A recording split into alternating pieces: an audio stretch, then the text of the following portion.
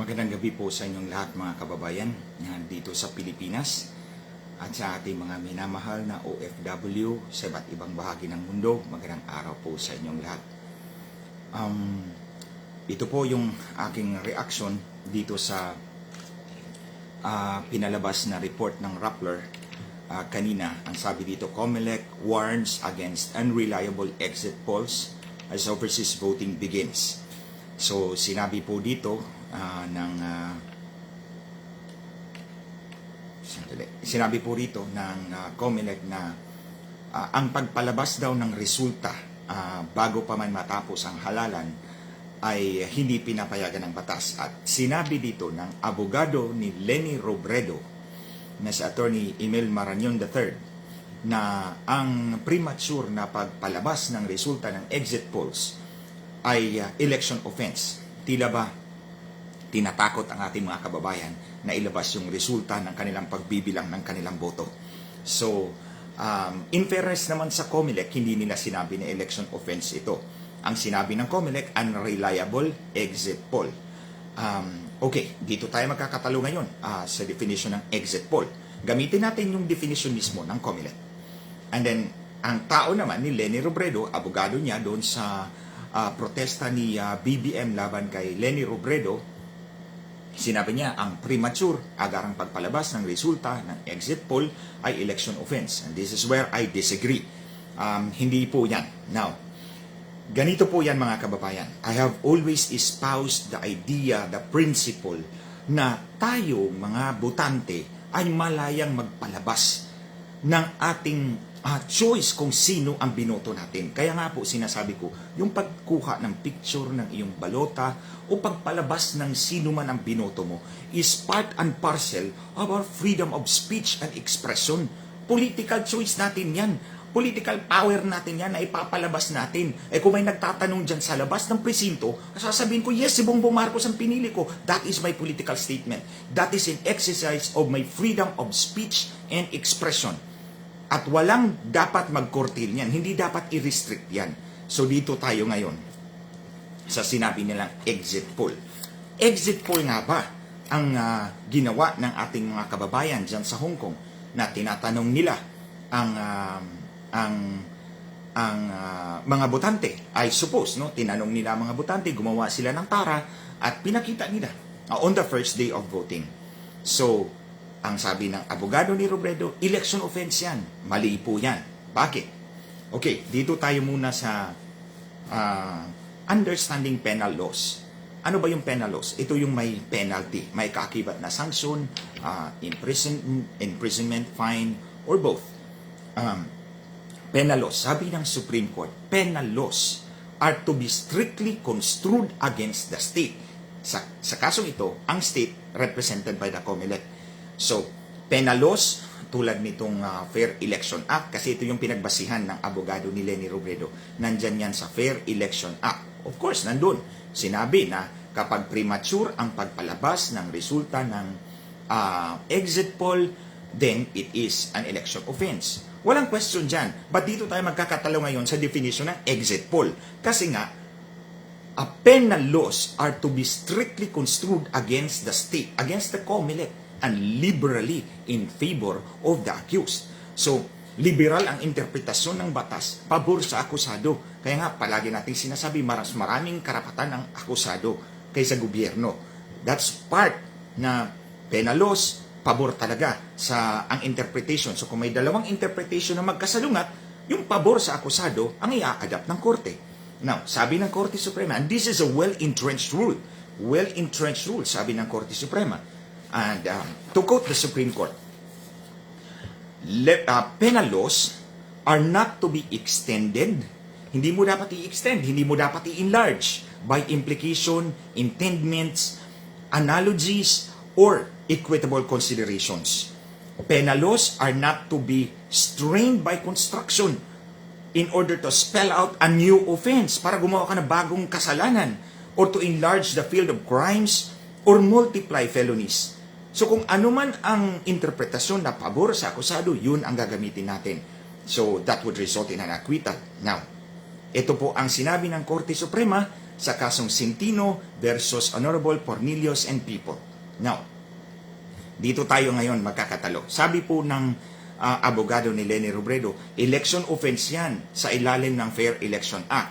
Ganon din ang sinabi ng COMELEC, Fair Election Act. Now, ang Fair Election Act is Republic Act 9006.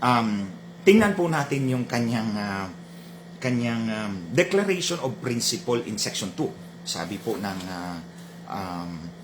Fair Election Act, Declaration of Principles in Section 2, it's all about supervision and regulation of the enjoyment or utilization of all franchises and permits for the operation of media of communication or information to guarantee equal opportunity for public service. So hindi po saklaw dyan ang ordinaryong mamamayan kasi ang pinag-uusapan ng Declaration of Principle ng Republic Act 9006 ay regulation ng enjoyment or utilization of all franchises and permits for the operation of media of communication and or information. Hindi po saklaw ang ordinaryong mamamayan kung ipapalabas ko ang resulta ng aking ginawang pag-account ng boto ng mga botante. Kasi media of communication or information ang sinasabi ng Declaration of Principles. Ang saklaw, enjoyment or utilization of permits or franchises. So hindi po kasama dyan ang taong bayan. So, I submit na hindi siya applicable sa ordinaryong mamamayan. Kung ilalabas ko yung gusto kong ilabas na ito yung binoto ko, ito yung tinara ko na mga boto ng mga taong bumoto sa presinto. Pangalawa, dito tayo naman sa definition na ng exit poll. Ito yung pangalawa, bakit hindi saklaw yung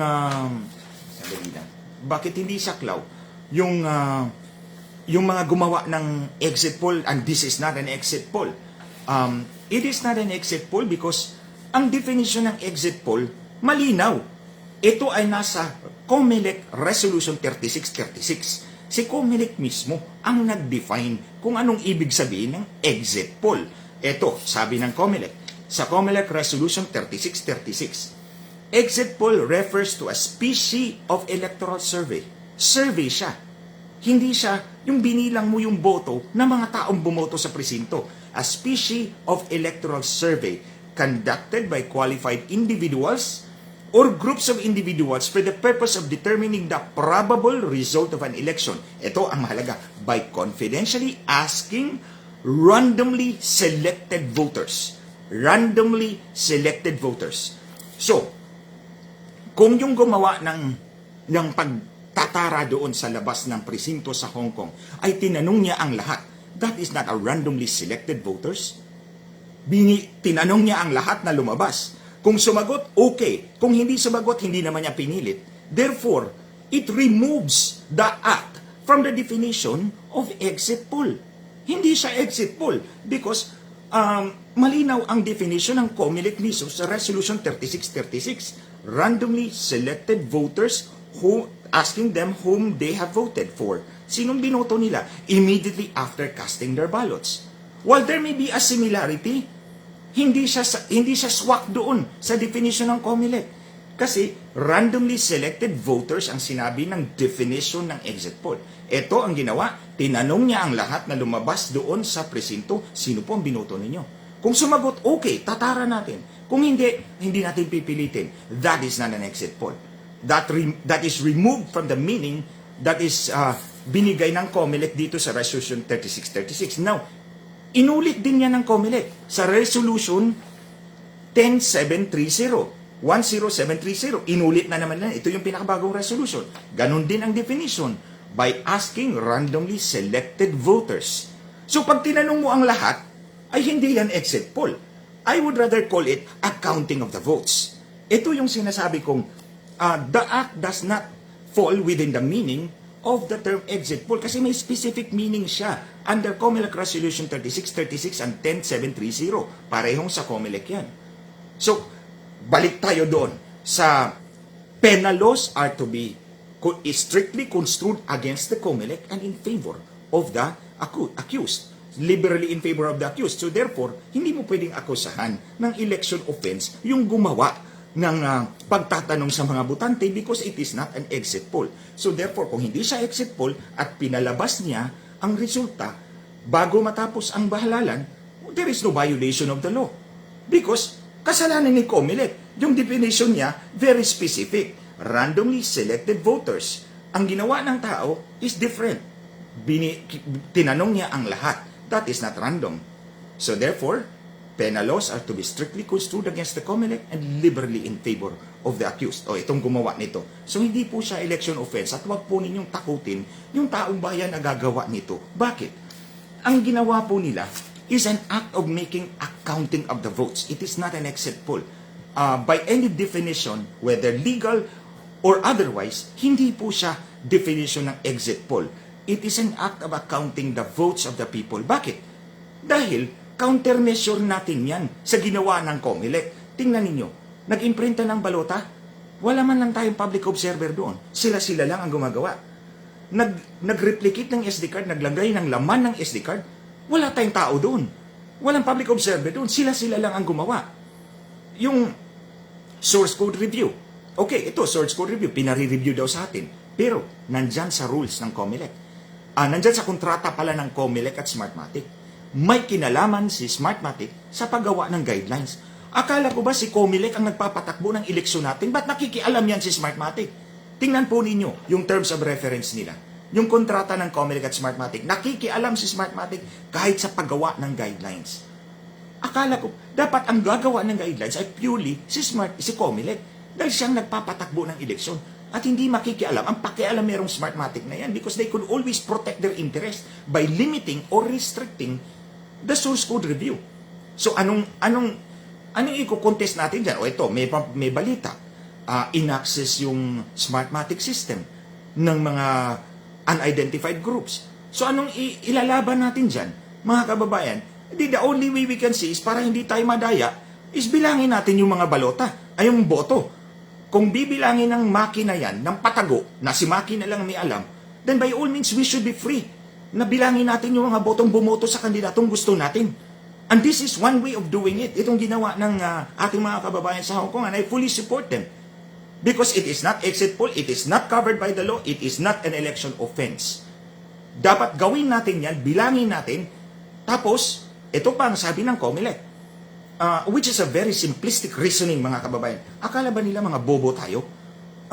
Lariga doon, ito, anuhin mo nga yung COMELEC na yan, sinabi nila, hindi naman daw yan reliable, dahil sa unang araw pa lang, pinalabas na ninyo, bibilangin ang boto, May 9 pa. That's a very simplistic reasoning, mga kababayan. Kaya nga po, binilang natin ngayong araw na to, kasi bibilangin din natin bukas, bibilangin din natin sa susunod na araw. And then, i-add up natin yan because that is cumulative.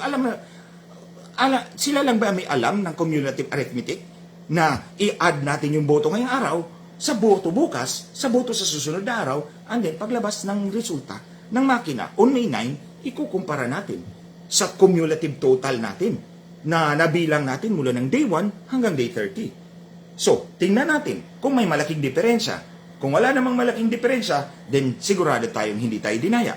Pero, kung magdiferensya yan ng 1,000, 3,000, alam na natin mga kababayan, dinaya tayo. And this is the only way we can counter. May countermeasure. Kumbaga, kung may counter-attack si Ukraine kay Russia, ito yung counter-attack natin dito sa mga mandarayang ito. This is not our fault. Hindi naman natin kasalanan ito mga kababayan. Kasalanan nila dahil hindi nila pinakita sa publiko yung pag-imprenta ng balota, yung paglagay ng laman ng SD card, yung pagbusisi ng source code, at yung pinakalat pa yung laman ng kanilang laptop out there in the public. So what can we do? Pabayaan na lang natin? Dadayain ulit tayo? Hindi tayo papayag niyan. We should do what is legally possible for us, what is physically possible for us, and this is one way. Bilangin natin ang boto para sa ating kandidato o sa iba, lahat ng kandidato, bilangin natin. Kung hindi naman sasagot sa atin, wag po natin pilitin. Tapos, yung resulta yung araw, idagdag natin bukas, next day, hanggang matapos. Tapos, ikukumpara po natin yung resulta na total natin sa 30 days ng overseas absentee voting, then ikumpara po natin sa resulta ng makina. That's the only way na meron tayong maging kampante tayo na o hindi pala tayo dinaya o dinaya pala tayo. Now, before I end, mga kababayan, ito yung mga concerns ng ating mga kababayan doon sa mail-in voting.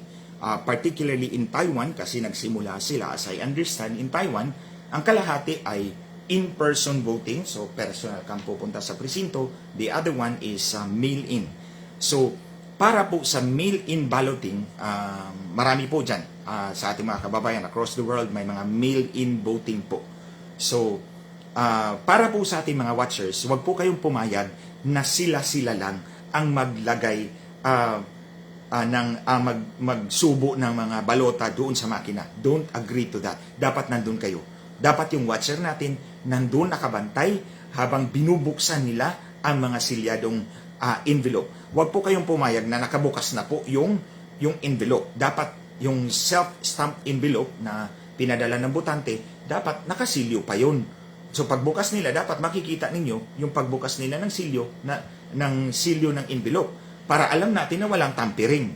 So dapat makita ninyo na sinubo nila sa makina para makita po ninyo na walang preceded ballots, and then ito ang mahalaga. Lalabas naman yung resibo. Then you insist na ikumpara natin. O bago isubo, tingnan ninyo sino bang binoto dyan sa presidente at vice-presidente. Tapos tingnan ninyo pag lumabas yung resibo. That's very important. Huwag nyo na lang isama yung mga senador kasi marami na kayong i-memorize. Pero kung kaya ninyo, walang problema. But you can concentrate on president and vice president. Bago isubo, tingnan ninyo. Tapos, paglabas ng resibo, ikumpara ninyo, tama ba? Pag hindi, reklamo sa BEI at ilagay po sa minutes of voting. Kasi all evidence na wala po sa minutes of voting ay hindi po ebidensya. Now, the other issue is pre-shaded votes or ballots. Meron pong dumating sa akin na report na ang natanggap niya may shade na po. Huwag po ninyong tanggapin pag may shade na po yung balota. Huwag po ninyong tanggapin. Ibalik po ninyo sa consular official or embassy staff at sabihin po ninyo, hindi ko tatanggapin yan, bigyan nyo akong bagong balota, and then i-register po ninyo yung complaint ninyo. Tandaan ninyo, pag wala ang complaint ninyo doon sa minutes of voting, hindi po yan ebidensya. So magtulungan po tayong lahat mga kababayan. Ulit, balikan ko, itong pananakot ng abogado ni Leni Robredo, huwag po kayong matakot dyan because the act itself of asking voters, lahat ng botante, tatara natin is not actually an exit poll. It is not within the meaning of the law or the regulations na pinalabas ng Commission on Elections, Resolution 3636 and 10730. And on the other hand, ang Republic Act 9006 is not for, hindi po para sa atin yun, mga ordinaryong mamamayan, mga payak na mamamayan, para po yun sa media of communications and communication or information. Now, nakita ko rin po yung sinabi ng ABS-CBN na fake news. Fake news daw yung pinalabas na resulta doon sa Hong Kong. Yung tara ng ating mga kababayan doon. To my mind, hindi po siya fake news kasi hindi nga po siya exit poll. Kasi ang basis nila, fake news kasi exit poll ito. That is not fake. That is not exit poll. Malinaw po ang definition ng COMELEC. At the act does not fall within that definition. So, hindi po siya exit poll, and then, hindi po siya labag sa batas. Kasi kahit pinalabas po siya, ngayon, hindi pa natapos ang botohan dahil hindi nga siya exit poll. So, malinaw po yun. It's ABS-CBN which has no basis to say that it is fake news. So, si ABS-CBN ang walang dasihan na sasabihin fake news because the premise is wrong. Ang premise niya is that this is an exit poll. And the exit poll says na, and the law says na, mamaya na yan pagkatapos ng eleksyon. Hindi nga po exit poll. This is actually an accounting of our votes as a countermeasure doon sa mga kapalpakan at pagtatago ng COMELEC at Smartmatic sa buong proseso ng ating halalan. So, yan lang po mga kababayan ang komento ko dito sa ginawa po natin mga kababayan sa Hong Kong. I encourage all people, lahat po tayo, magbilang po tayo ng ating mga boto as an expression of our freedom of speech and expression. That is a constitutional right. And meron po tayong basihan kung bakit natin ginagawa ito. Dahil nga, tinatago ng COMELEC ang mga mahahalagang proseso ng halalan. Hindi po natin nakikita yon. At ang pagbilang ng boto, minamagic nga ng makina sa loob nito. Wala tayong kalaban-laban doon, except kung bibilangin natin ang ating boto. So, ito lang po mga kababayan. Hanggang sa susunod po, kung may mga reklamo po kayo, parating lang po sa akin and I will try to explain. So, muli, balikan ko, para dito sa Pilipinas, ating mga kababayan, magganda po tayo ng kodigo. Sampul balot o kodigo dalhin po natin sa presinto para mapabilis po ang ating botohan. Mas marami sa ating mga kababayan ang makakaboto. And then, paglabas ng resibo, meron tayong ikukumpara. Kung hindi tugma, reklamo sa BEI, ilagay sa board, sa minutes of voting. And then, paglabas, pwedeng yung receipt, yung ano natin, yung kodigo natin o sample ballot, hulog natin sa box kung meron tayong box doon sa labas para bilangin natin. Just the way ng ginawa nitong ating mga kababayan sa Hong Kong.